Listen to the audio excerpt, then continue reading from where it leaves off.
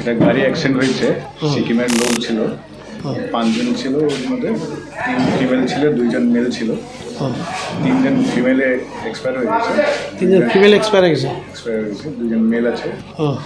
একজন এখানে আছে, একজন মালদ্বীপে ট্রান্সফার হয়ে গেছে। আর ইনজোর্ড কজন? 2 জন। 2 জন কোথায় আছে?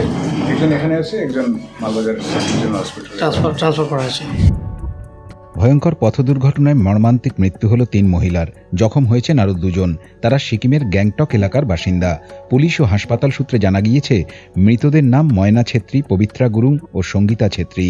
একটি ছোট গাড়ি চেপে 5 জন এদিন গ্যাংটকের তাদং থেকে বীরপাড়ায় তাদের এক মৃত আত্মীয়ের বাড়িতে অন্ত্যেষ্টির পর দেখা করতে যাচ্ছিলেন।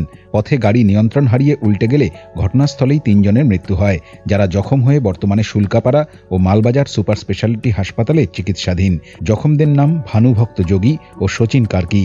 ভানু ওই গাড়ির চালক ছিলেন। মৃত ময়না ছেত্রী তার স্ত্রী।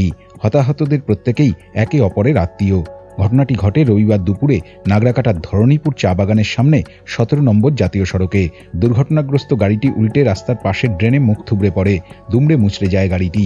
স্থানীয়রা ও পুলিশ এসে প্রত্যেককে উদ্ধার করে হাসপাতালে পাঠায়। নাগরাকাটা থেকে শুভজিৎ দত্তের রিপোর্ট, উত্তরবঙ্গ সংবাদ।